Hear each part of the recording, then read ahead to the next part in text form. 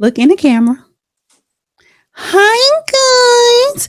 Please join the Patreon.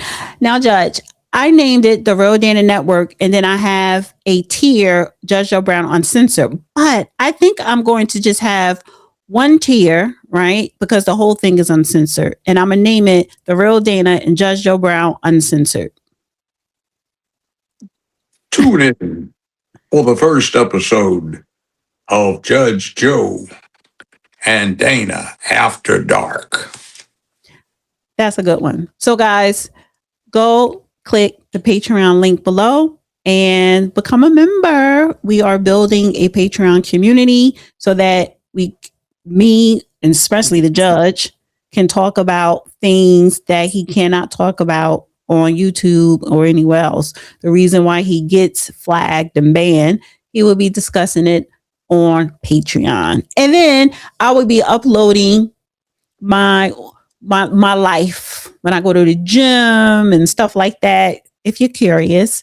But join the Patreon of Judge Joe Brown and the Real Dana. I promise I won't do anything like that. All right. And that's it. We are done. And guys, please hit the like button and share this video, and make sure you subscribe and hit the notification button. Also, make sure you join the Patreon. Join the Patreon because I just started the Patreon over the weekend. So please become a member. Don Lemon went to Minneapolis over the weekend, Sunday.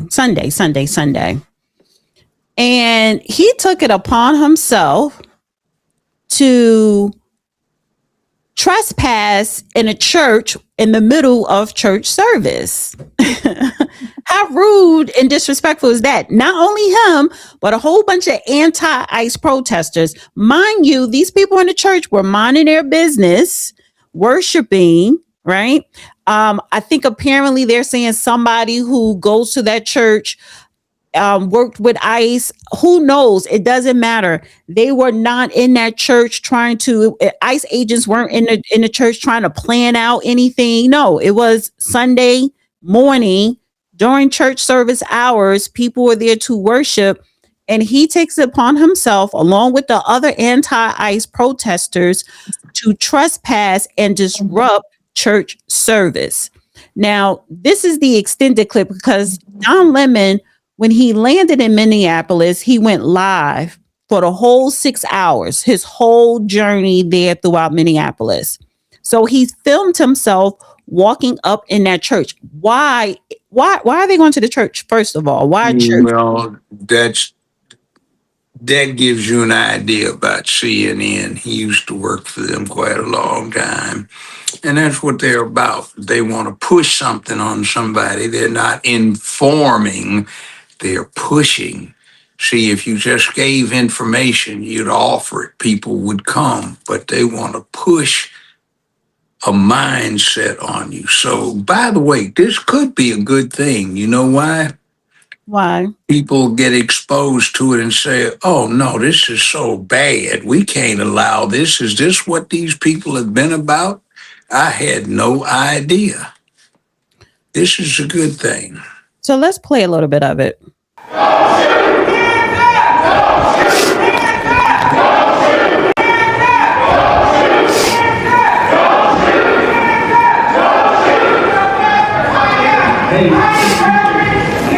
People's due process when you pull people off the street and you start dragging them and hurting them and not abiding by the Constitution. When you start doing all of that, people get upset and angry. And if you remember what the civil rights movement was about, the civil rights Stop. Article 1, Section 8 of the Constitution says it shall be the affirmative duty of the president, they put it as commander-in-chief, to, quote, enforce the law of nations, unquote. For the last several thousand years, embraced in the law of nations as a first principle is the security and sanctity of national borders. So just exactly what in the world are they talking about unconstitutional? See, it doesn't make any sense. Also, each one of them needs to be asked, do you support what happened 9/11 when they invaded the U.S. by proxy and killed 3,000 plus people, more than died at Pearl Harbor at December 6, 1941. Do you support that? Huh? Well, what do you think is going to happen with Al Qaeda, ISIS, Hamas, et cetera, that hate us being allowed a free entry into the country with nobody to check them? So, what are you going to say when this happens? Let me play a little bit more. Pastor's here. He's leaving. I'm surprised that law enforcement has not showed up yet. So we'll see. Let's go out front and see what's happening. Let's go out front. So I'm going to take you outside of the church and just show you a little bit. But yeah, that was interesting to watch. This guy here, look, he's hugging his kid. And, you know, I imagine it's uncomfortable and traumatic for the people here, but again, careful, it's very slippery right here. Yeah. It's uncomfortable and traumatic for the people here, but that's what really, careful, please, really slippery, not kidding. That's what protesting is about. And so there's you see the police are here. They haven't come in yet. They should arrest every one of them for trespass. Police are here. Disruption of a public assembly. Right. At least 3 or 4 misdemeanors that I can see that would be in place. Disruption of a religious proceeding. I mean, it's absolutely crazy. And, you know, this is intimidation. This is violation of these people, not these people, but the churchgoers' civil rights.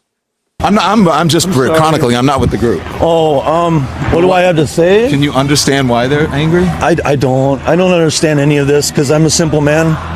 I'm a simple man who loves the Lord and is a good father. So this is what we look forward to, is coming, being with our family and praising Jesus, and that's not something that we have to run away from. So this is kind of a bad day for us. But, you know, we're going to heaven, so that's the best news we got. Do you understand that some of these folks feel voiceless? I don't understand because right now I'm so upset right now. I don't really have I'm thirsty and I can't think very clearly. So what I want to do is just say, we love you. Yeah. My son and I love you guys.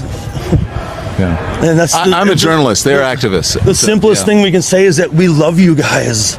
What do you mean, you guys? Well, whoever's here in this house. Okay. We don't distinguish between Christian and non-Christian. We love everyone, and we want everyone to come to heaven. Yeah. We want people to go to heaven. Yeah.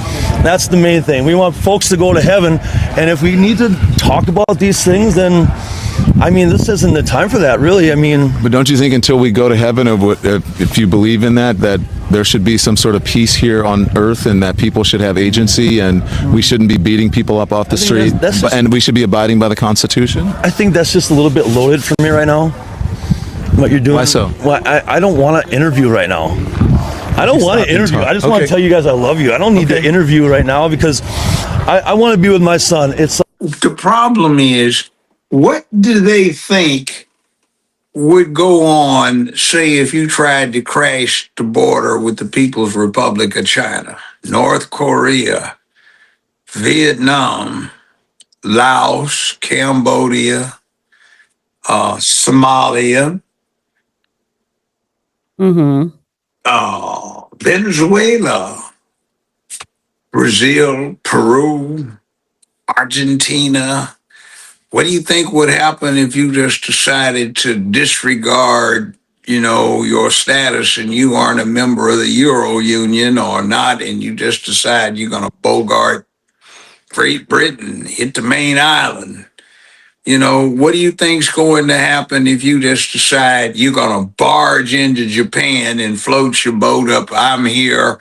Screw all you people. I decided to be here. And if you hold me, you can ask me politely and I'm going to say no. If you grab me, my rights are being violated. What do you think? I mean, does that even sound like a reasonable proposition? No, it don't. And it doesn't. No, it does not. I want to play this clip here. And this is the actual pastor that Don Lemon was talking to. This is unacceptable. It's shameful. It's shameful to interrupt a public gathering of Christians in worship. So, But there were folks who will say, I have to take care of my flock. okay, but listen, we live in there's a constitution in the First Amendment to freedom of speech and freedom to assemble and protest. Not We're here that. to worship. We're here to worship Jesus because that's the hope of these cities. That's the hope of the world is Jesus Christ. I want to be very respectful. Please don't push me though. We're here to worship Jesus. Yes. That's why we're here. Okay, that's why we're here.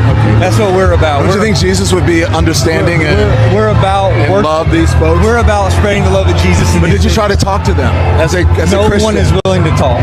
Okay. I have to take care of my church and my family, so I ask that you actually would also leave this building. You don't want us to Unless you're here chronicle to what worship. happened? Unless you're here to worship. I'm always worship. I'm a Christian. We're here to worship. We're here to worship. Okay. Thank you very much. This is See, they probably picked this church because they knew that these folk are going to go push that position of universal love. But this is private property. They're engaged in criminal trespass, disruption of a public assembly, disruption of a religious assembly. They are violating these people's rights to assemble, and they aren't. You can't disrupt public order. You can protest, but not inside somebody's house, literally. I'm sure that the congregation has the deed to this property if the preacher doesn't or some donor doesn't, so there are trespass. The invitation did not embrace this. There's no reason for them to be there. This is something that is way out of line. And again, it's like, do you guys get it? That there are some other things besides your little dogma that you want to push? And then the question beggars itself, what's wrong with enforcing the law? What are you supposed to do? Somebody goes and robs somebody? Oh, would you please come with us? We would like to talk with you. No, I'm out of here. Oh my God, he's got a gun. Okay.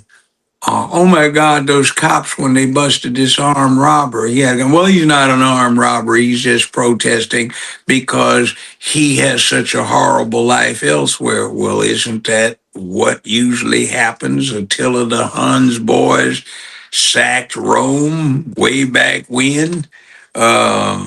Somebody named Adolf decided that certain people needed living space, so he decided to dispossess most of Europe and slaughter a whole lot of people of a certain religious faith because they happened to be in the way. I think they also did it because this church was predominantly white, and that leftist anti ICE and woke liberal Democrats. They're trying to paint, conservative Christians are racist, so we don't care. Let's go disrupt. But I want to play this clip here, and this is of I think he's a preacher, and he's speaking about what happened with Don Lemon and others. Today in Minneapolis, Minnesota, a group of activists led by Don Lemon stormed a Baptist church by the name of Cities Church during their worship time. They were screaming and chanting, disrupting the singing and the preaching because they suspected an ICE officer may attend the church. This is a violation of what is known as the FACE Act. And not only do we condemn this act, but tonight I want to demand that the Department of Justice investigate what took place in Minneapolis, apprehend those who broke the law, and arrest them accordingly. By the way, pause that We a must second. protect religion. Do you recall what happened as a consequence of January 6, 2020, and all of those people they persecuted because they were less disruptive than this when they marched into a public building that accepts invitations? I mean, that invites the citizenry to come observe the proceedings. Well, They had all of these hearings, but Well, what they were talking about was nowhere near as disruptive as this. not really, because they did tear up some Congress people's offices. I mean, it was just property damage. They Yeah, but didn't go this has yell. no private. I don't want to do a compare and contrast, but the act is the same. But let me just also throw this in here, because we all remember Emmanuel Baptist Church in South Carolina, when one person walked in that church. He wasn't being disruptive, but he ended up pulling out a gun and killing Yeah. the members that was worshiping. So, and I'm like, wasn't it something? Oh, it was that. I'm gonna get to that in a second. So again, to me, it is similar to that. And also, yeah, the January 6th, but it's more so similar. Why are you unannounced trespassing in a church during church hours when people are there worshiping? That is a major problem. It's anywhere. They don't have to be worshiping. But if I recall,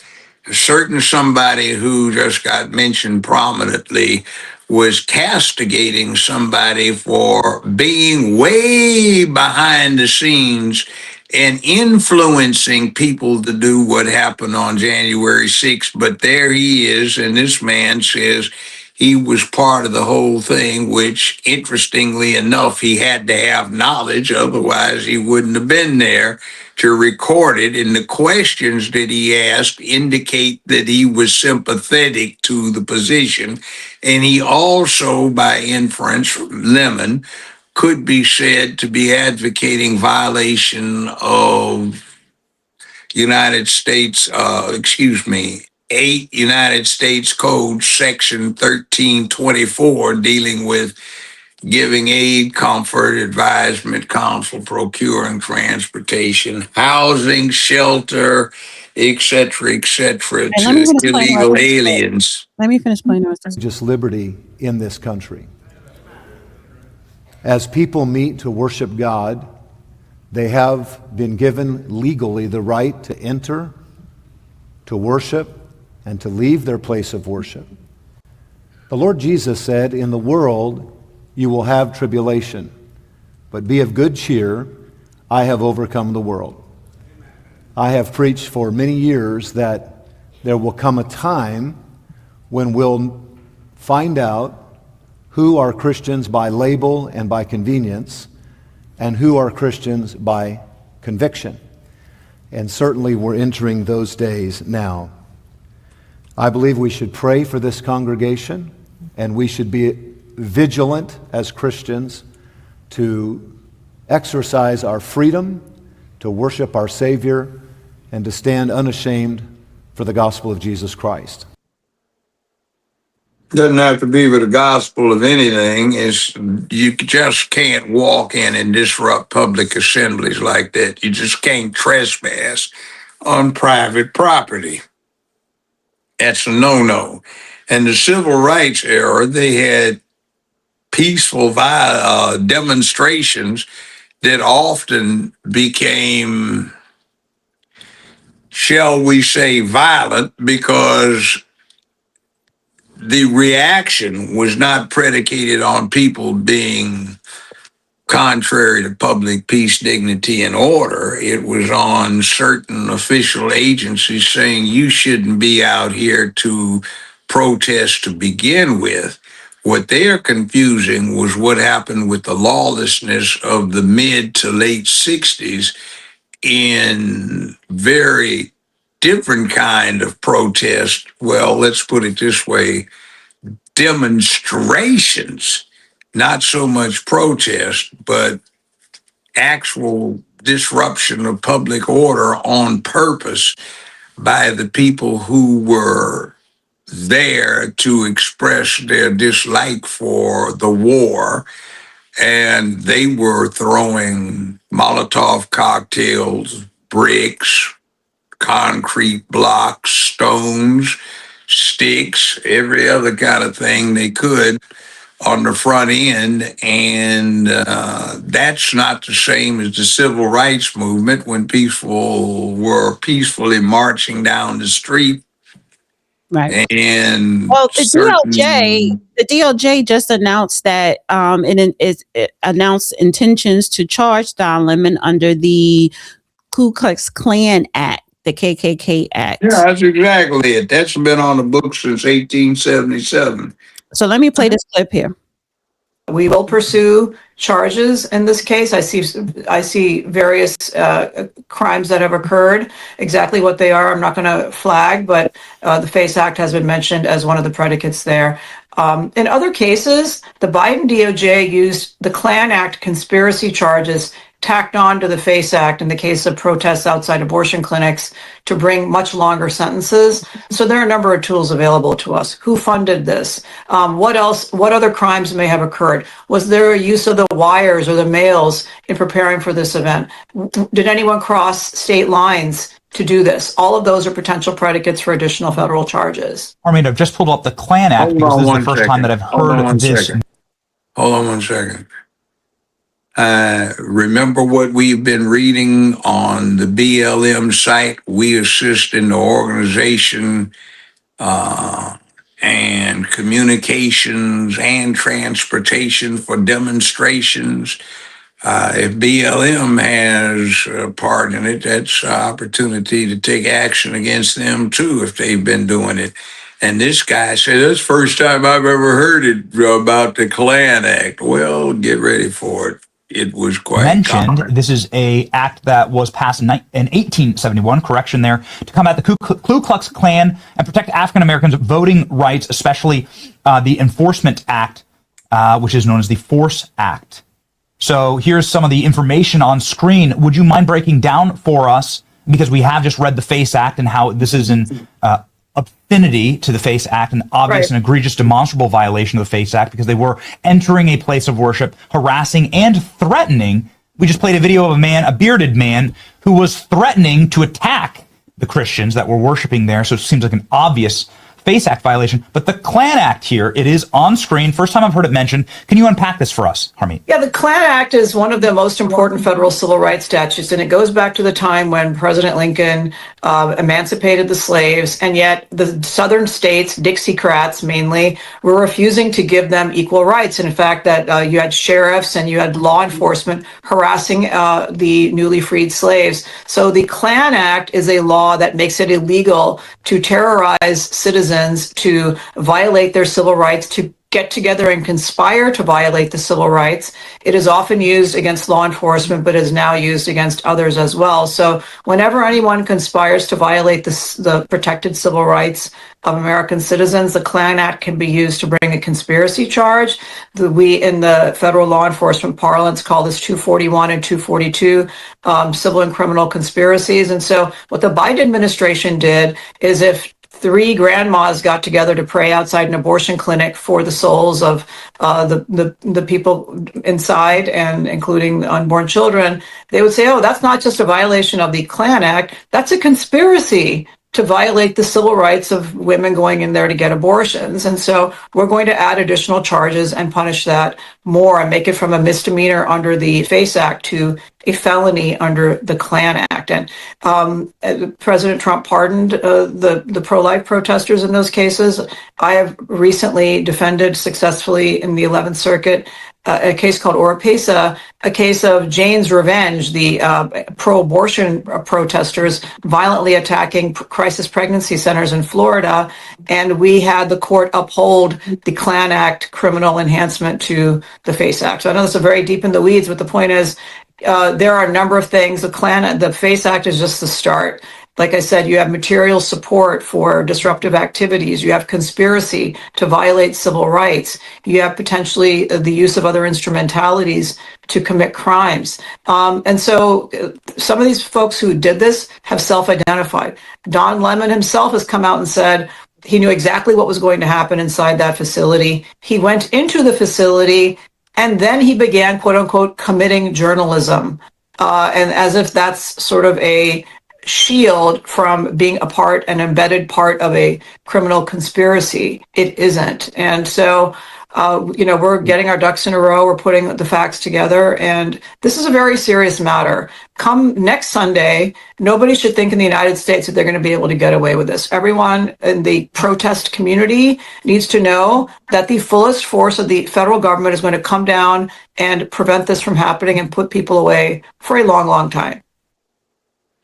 There is a deterrence factor that is inherent in any criminal law. In other words, the fact of prosecution and apprehension and prosecution is supposed to deter others similarly situated from committing the same kind of crime. In other words, don't do it because you won't like what happens if you do. Correct. Now, But that's the consequences. I didn't go or get a chance to go that far, but that's what I was talking about January 6th. See, you raise all this hell about people walking into a government building. Okay, it's not private property, it is government property. And what they did is essentially misdemeanor vandalism to some physical property, mostly appliances or furnishments, not the structure itself. Two people died. One person died of a heart attack who was a protester, and another person, a law enforcement official, a woman, was shot by a Capitol cop. She was a protester. So they like to talk about all of the police that got shot and injured. There was only one, and that was the protester. So other than that, no police got hurt. You got a few desks scarred up, maybe in a lamp or two knocked over. That's about it. You didn't get any broken windows or anything like that. You didn't get any splintered doors or furnishments around the place. You got people who just had a concerted purpose of protest. When they were invited in, the doors were open for them by Capitol Police. he And keeps calling apparently, himself. He keeps calling himself a journalist. He's not a journalist no longer. He's a podcaster like us. You know, he's filming every step when he was in Minneapolis, getting in the car, going in the church, going in the restaurant, eating. wait. What's he doing? What's he doing? He's helping these people get food, or are they feeding him? No, he's feeding himself. Okay, who provided the food? Did they? That becomes indicia that he's part of the group. See, he knew about it. He shows up, and by his remarks, he is, what shall we say? He is assisting them, aiding and abetting them about their ends or their objective. He's saying, what? We're going in and listening. He's got somebody in there who's part of this, wired up so that they can listen. And he's going, wow, one of the members of your congregation is part of ICE. And by the way, there is another one called 18 United States Code Section 111 that makes what they're doing a felony because they're trying to interfere with, chill the exercise of the authority of, or do harm, or et cetera, to certain persons, like ICE officials, FBI officials, Treasury agents, and so on and so forth. So they are all conspiring to commit a felony, which becomes a more serious felony because they're going in there trying to intimidate an ICE agent who is one of the people protected under 18 United States Code annotated Section 111.